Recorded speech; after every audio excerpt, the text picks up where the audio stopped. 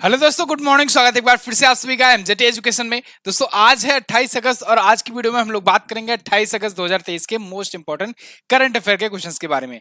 पूरी video and तक देखिएगा, बहुत ही शानदार, बहुत ही ज्यादा डिटेल के साथ होने वाली है और काफी ज्यादा आपका रिवीजन पॉइंट भी कराया गया है, तो एंड तक जरूर देखना। शुरू करते हैं सबसे पहले रिविजन से। तो कल हम लोगों ने पढ़ा था कि पीएम मोदी ने अभी राष्ट्रीय अंतरिक्ष दिवस के रूप में घोषित कर दिया है 23 अगस्त को। अब से 23 अगस्त को राष्ट्रीय अंतरिक्ष दिवस मनाया जाएगा।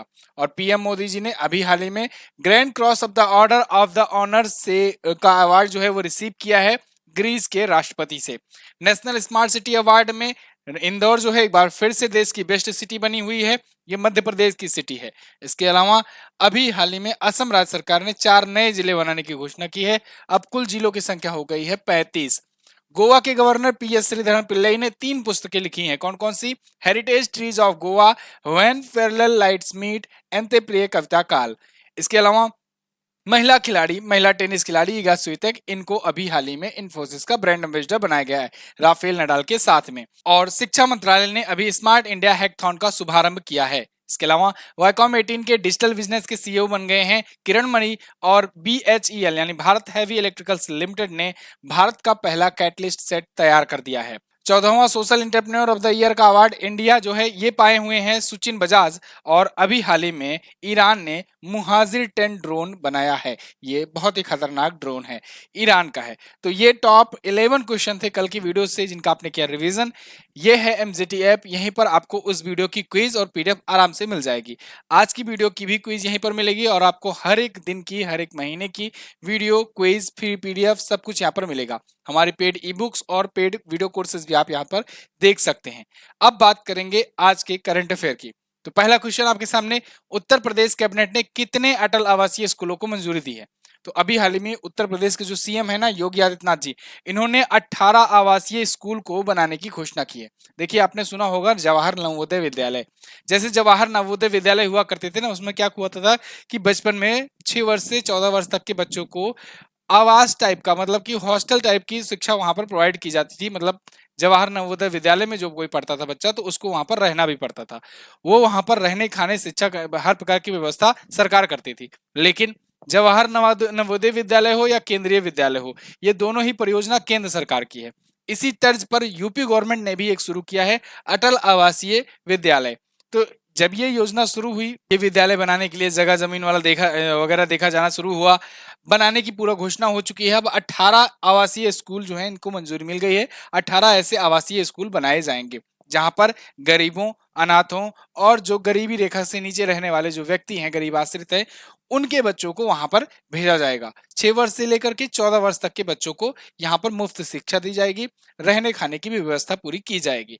तो इसके लिए यूपी गवर्नमेंट ने 1250 करोड़ रुपए जो है ये सैंक्शन किए हैं, जारी किए हैं। 18 अटल आवासीय स्कूल बनाए जाएंगे। क्लियर है ना, समझ में आ गया? यूपी अटल रेजिडेंशियल स्कूल स्कीम, या कहें अटल आवासीय योजना। ओके, अब उत्तर प्रदेश आया है तो उत्तर प्रदेश से हम लोग रिवीजन करेंगे। उत्तर प्रदेश से देखिए अभी हम लोगों ने पढ़ा था, अभी भूजल संरक्षण के लिए इन्होंने चेक डैम बनाने की घोषणा की है। भूजल संरक्षण के लिए चेक डैम ये बनाएंगे। इसके अलावा उत्तर प्रदेश का जो कन्नौज जिला है ना, कन्नौज जिला, ये यूपी का पहला जिला बन गया है ई ऑफिस प्रणाली पर चलने वाला। ई ऑफिस प्रणाली पर चलने वाला यानी कि यहाँ पर कोई भी कागज नहीं यूज होगा, ठीक है, पेपरलेस काम होगा। इसके अलावा देश का सबसे बड़ा आईटी हब लखनऊ में खोला जाएगा। लखनऊ में खुलेगा देश का सबसे बड़ा आईटी हब। और यहीं पर देश की पहली नाइट सफारी पार्क बनेगा, ठीक है, नाइट सफारी पार्क यहीं पर बनेगा, ठीक है, लखनऊ में, सिंगापुर के तर्ज पर। इसके अलावा अभी कानपुर में, उत्तर प्रदेश का ही एक जिला है कानपुर, ठीक है, उत्तर भारत का मैनचेस्टर जिसे कहा जाता है। उत्तर प्रदेश के कानपुर जिले में अभी प्रबल नाम की एक रिवाल्वर बनाई गई है। प्रबल नाम की एक रिवाल्वर बनाई गई है जो कि सबसे लंबी दूरी तक की मारक क्षमता वाली, ये सबसे सटीक निशाने के साथ ये पहली ऐसी रिवाल्वर है, ठीक है ना, भारत की। तो प्रबल नाम है, कानपुर की एक गन फैक्ट्री में बनाई जा रही है। इसके अलावा मुख्यमंत्री खेत सुरक्षा योजना भी आपको याद रखना चाहिए। मुख्यमंत्री खेत सुरक्षा योजना, ये सभी जो है ना, ये सभी उत्तर प्रदेश से आपको याद रखना है। रिसेंटली आए हुए ये क्वेश्चन है। क्लियर? उत्तर प्रदेश से स्टैटिक्स आप यहाँ पर देख सकते हो। उत्तर प्रदेश के बारे में मैंने आपको कई बार बताया है, तो आज मैं आपको आगे बढ़ूंगा। किस अंतरिक्ष एजेंसी के सहयोग से इसरो अगले चांद मिशन को पूरा करने की घोषणा कर दिया? तो देखो, इसरो जो है ना, ये जक्सा के साथ मिलकर के अब नेक्स्ट मून मिशन करेगा। इसरो ने अभी चंद्रयान 3 सक्सेसफुली लैंड कराया, इसके बाद इसके पास ऑफर्स आने लगे। मतलब इसरो ने ना एक प्रकार से ना ट्रस्ट जीता है, भरोसा जीता है। एक समझ लो कि बड़े बड़े धुरंधर जो रहा करते थे, जो इसरो, इंडिया, इन सबको कभी समझा नहीं करते थे कुछ अपने सामने, आज वो इसरो के सामने घुटने टेक रहे हैं, इसरो का लोहा मान रहे हैं, इसरो के साथ ये सब कोलेबरेट करना चाहते हैं।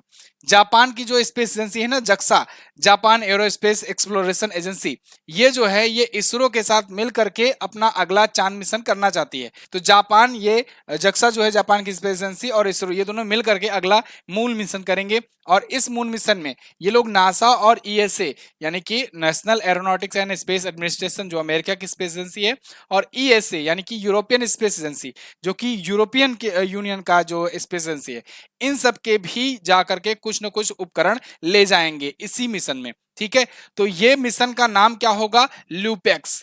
इस मिशन का नाम आपसे पूछा जाएगा। ठीक है, तो बेसिकली ये मेन मिशन है जक्सा और इसरो का, इसलिए आपको जक्सा और इसरो से करके याद रखना है। ल्यूपेक्स मिशन लॉन्च होगा। ल्यूपेक्स मतलब लूनार पोलर एक्सप्लोरेशन मिशन, यानी फिर से पोलर का ही एक्सप्लोरेशन मिशन होगा। पोलर मतलब ध्रुव, तो दक्षिणी ध्रुव पर अभी हम लोग पहुंचे हैं ना, तो ऐसे ही अगला मिशन जो होगा वो भी यहाँ पर होगा।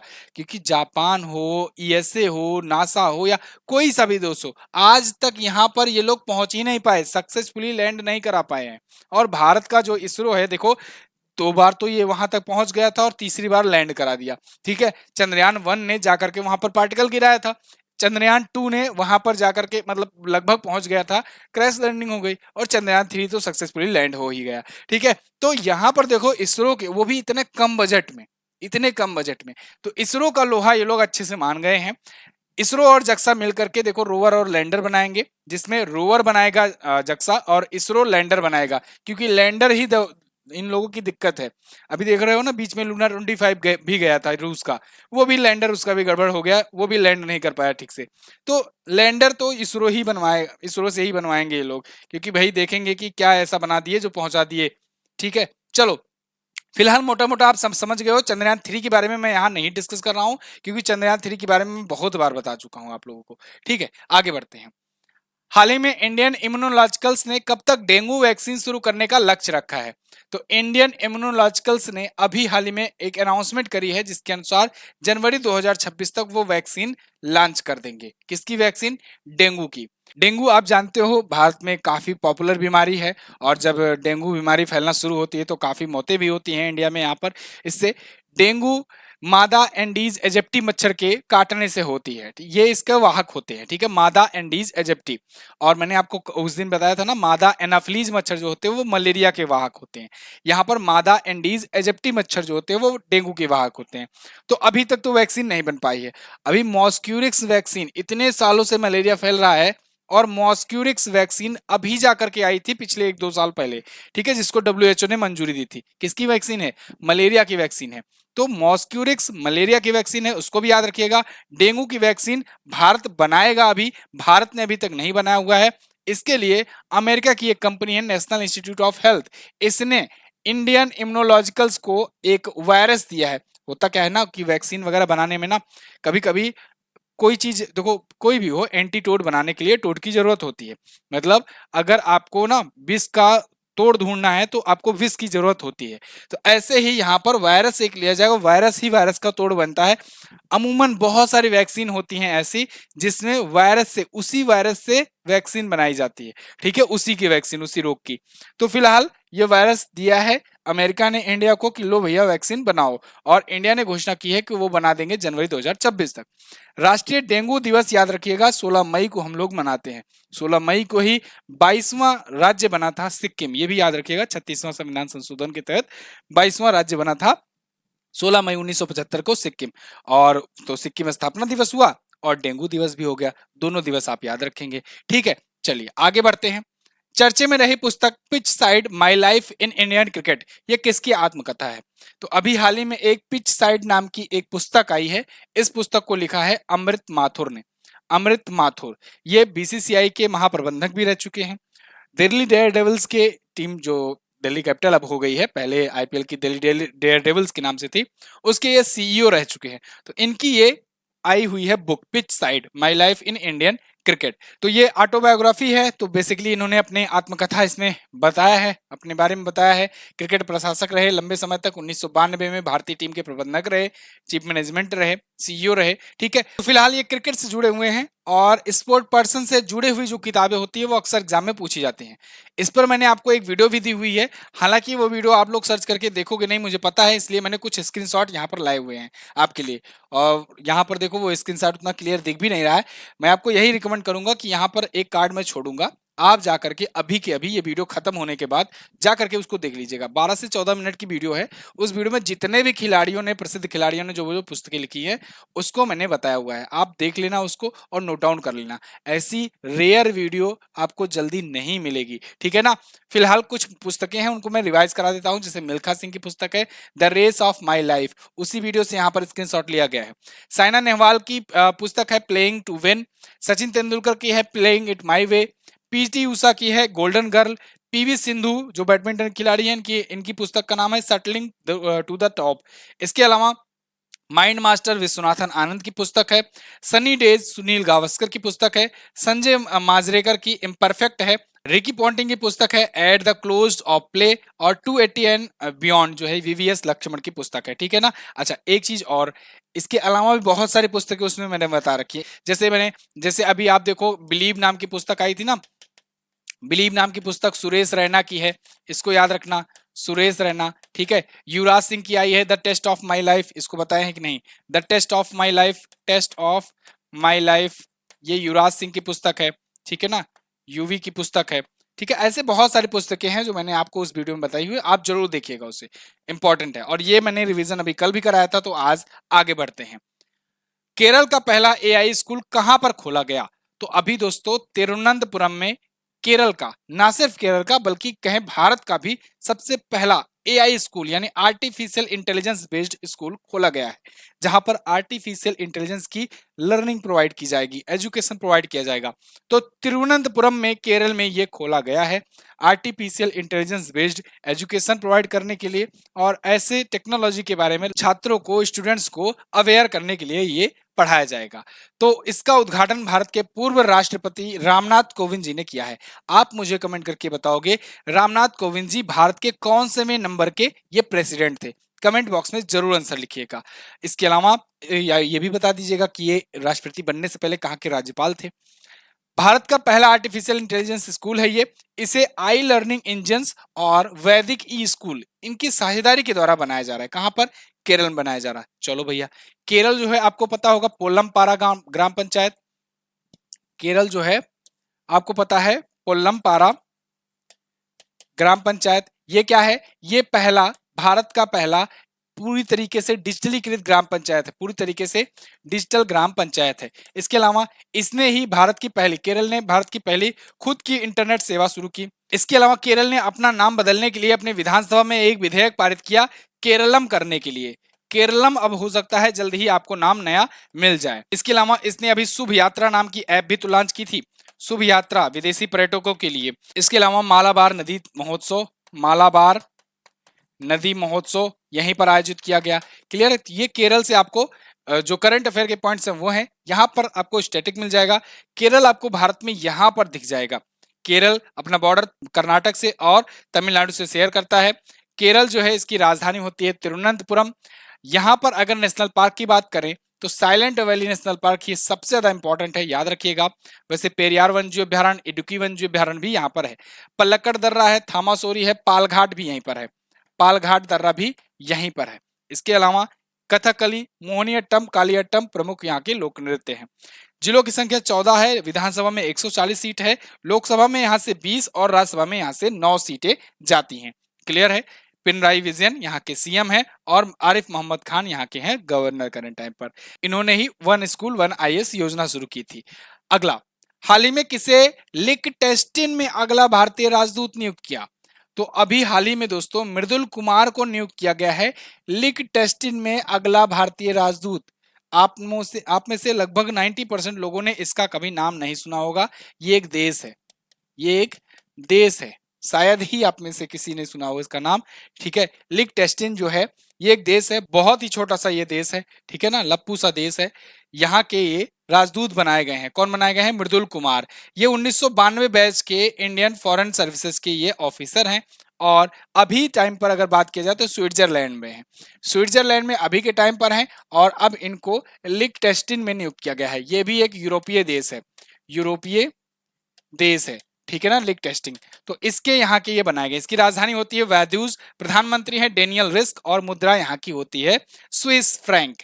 यहाँ पर अगर आप देखोगे ना तो लिechtenstein यहाँ पर दिख जाएगा। ये छोटा सा देश है लिechtenstein, इतना छोटा, ठीक है। अब इतना छोटा यहाँ पर आपको छोटा लग रहा है, इसको आप कैसे जानोगे छोटा है? आप ऐसा समझो कि स्विट्जरलैंड इसके बाद यहाँ पर इतना बड़ा दिख रहा है, ये स्विट्जरलैंड है और ये है ऑस्ट्रिया। अब आप सोचो, ऑस्ट्रिया और स्विट्जरलैंड खुद इतने छोटे छोटे देश हैं। अगर मैं आपको वर्ल्ड मैप में दिखाता तो शायद ये दिखता ही नहीं, इसलिए मैंने आपको केवल और केवल यही दिखाया हुआ है। तो आप जान लो कि ये ऑस्ट्रिया और इसके स्विट्जरलैंड के बीच में पड़ता है लिechtenstein और इसी के नए राजदूत बनाए गए हैं। बहुत ही छोटा सा है और शायद इससे बड़े तो अपने यहाँ के जिले होंगे कोई, ठीक है। तो यहाँ के पिछले कुछ राजदूत हैं जो अभी हाल फिलहाल में नियुक्त किए गए हैं। रिवाइज करते हैं फिर से। सुमित सेठ को अभी बनाया गया निकारागुआ में भारत का राजदूत। विदु सकपाल को बोलीविया में नियुक्त किया गया है। इरशाद अहमद को सीरिया में, प्रभात कुमार को दक्षिण अफ्रीका, दीपक मिगलानी को साओ टोम और प्रिंसिपे का, नामंग्या खम्पा को सोमालिया का, संदीप चक्रवर्ती इंडोनेशिया में नियुक्त किए गए हैं। तरनजीत सिंह संधू ये अमेरिका में हैं और पवन कपूर ये रूस में वर्तमान में भारत के राजदूत हैं। क्लियर है? फिर से मैं आपको बता दूं, राजदूत और उच्चायुक्त इन दोनों में अंतर होता है। उच्चायुक्त वहां पर नियुक्त किए जाते हैं जहां पर जो कंट्री कॉमनवेल्थ का हिस्सा होती है, यानी कि वहां पर कभी ना कभी ब्रिटिश शासन रहा हुआ होता है, तो वहां पर उच्चायोग बनता है और वहां पर उच्चायुक्त यानी हाई कमिश्नर नियुक्त किए जाते हैं। जबकि राजदूत वहां पर नियुक्त किए जाते हैं जहां पर दूतावास होता है यानी एम्बेसी होती है और राजदूत को कहते हैं एम्बेसडर, ठीक है। जैसे अमेरिका में नियुक्त किया गया तो कहा जाएगा ये भारत के एम्बेसडर है टू अमेरिका, यानी भारत के एम्बेसडर अमेरिका के लिए, ठीक है। आगे ये अपना एमजेटी ऐप है। आगे बढ़ते हैं। नागरिकों को प्रदान की जाने वाली ऑनलाइन सेवाओं की संख्या में कौन सा राज्य शीर्ष पर है? तो देखो, अभी नागरिकों को प्रदान की जाने वाली ऑनलाइन सर्विसेज के मामले में एक रिपोर्ट जारी हुई है। रिपोर्ट एक्चुअली में इसलिए ये पब्लिश हुई है क्योंकि इसमें देखा गया है कि जम्मू कश्मीर ने लंबी छलांग लगाई है। जम्मू कश्मीर दूसरे स्थान पर पहुंच गया है, लेकिन टॉप पर कौन है? टॉप पर यहां पर क्वेश्चन में पूछा गया है तो टॉप पर जाने रखिएगा, मध्य प्रदेश है। सेकंड पर आया है Jammu Kashmir online services provide करने के मामले में, इसलिए ये न्यूज बनी थी और उसी पर ज्यादा फोकस भी रहेगा फिलहाल। और नई सर्विसेज ये किसके लिए? नागरिकों के लिए। राज्य की जो भी एडमिनिस्ट्रेशन है उसके द्वारा नागरिकों के लिए कितनी ऑनलाइन सर्विसेज दी जा रही हैं, कितने क्षेत्रों में दी जा रही हैं, इसको लेकर के ये रिपोर्ट पब्लिश हुई थी। तो इसमें देखा गया मध्य प्रदेश में 913 से ज्यादा ऑनलाइन सर्विसेज दी गई हैं। हालांकि एग्जैक्टली डाटा कहीं पर भी पब्लिश नहीं हुआ, जैसा कि मैंने आपको बताया। मेन फोकस इसलिए था क्योंकि जम्मू कश्मीर ने लंबी छलांग लगाई। जम्मू कश्मीर ने एक्चुअली में अभी केरल को भी पीछे छोड़ दिया, इसलिए ये न्यूज में आया। तो इसमें ये बताया गया कि जम्मू कश्मीर जो है ये 913 सेवाएं अब आ चुका है, जो केरल को जहां का 911 सेवाएं हैं ऑनलाइन, उनको पीछे कर दिया है। और ये भी बताया गया कि मध्य प्रदेश स्टिल टॉप पर बना हुआ है, ठीक है। तो इसको हम लोग 913 प्लस मानेंगे। एग्जैक्टली डाटा मैंने खोज डाला है, नहीं मिला है, आप लोग भी कोशिश कीजिएगा, अगर मिल जाएगा तो जरूर बताइएगा, ठीक है। आगे बढ़ते हैं। अगला क्वेश्चन है, हाल ही में किस मंत्रालय द्वारा शुरू की गई स्वामित्व योजना ने ई गवर्नेंस 2023 का राष्ट्रीय पुरस्कार जीता?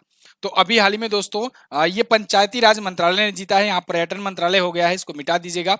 पंचायती राज मंत्रालय ने, पंचायती राज मंत्रालय ने, ठीक है, मिनिस्ट्री ऑफ पंचायती राज कह सकते हो यहाँ पर, पंचायती राज मंत्रालय ने ये पुरस्कार जीता हुआ है। कौन सा? स्वामित्व योजना ने ई गवर्नेंस पुरस्कार जीता है, यहाँ पर आप अच्छे से देख सकते हो।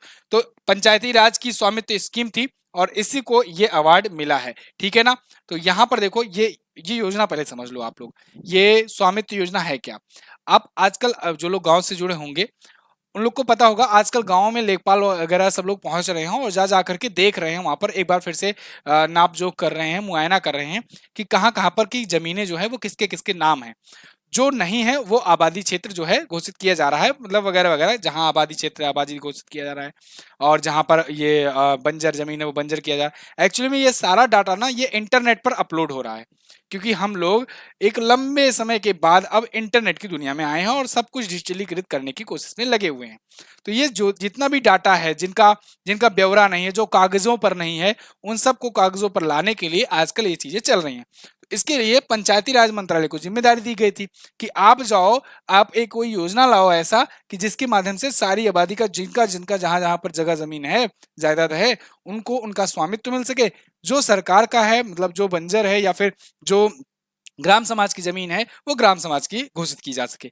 इसके लिए इन्होंने कहा ठीक है हम स्वामित्व योजना लाते हैं, और स्वामित्व योजना यही करेगी कि आबादी गांवों का सर्वेक्षण और मानचित्रण करेगी, अच्छे तरीके से फिर से मैपिंग करेगी, और ये सारा डाटा जाएगा कहां पर, इंटरनेट पर। तो एक ही सिंगल क्लिक पर जिसके नाम जो रजिस्टर है, कागज है या जमीन है, जायदाद है, वो एक सिंगल क्लिक पर इंटरनेट के माध्यम से मिल सकेगा आने वाले टाइम पे। ठीक है, तो इसके योजना को बहुत ही अच्छे तरीके से एग्जीक्यूशन किया जा रहा है, इस वजह से इसको यह अवार्ड मिला है, राष्ट्रीय पुरस्कार मिला है। क्लियर है, समझ में आ गया बात? आगे बढ़ते हैं।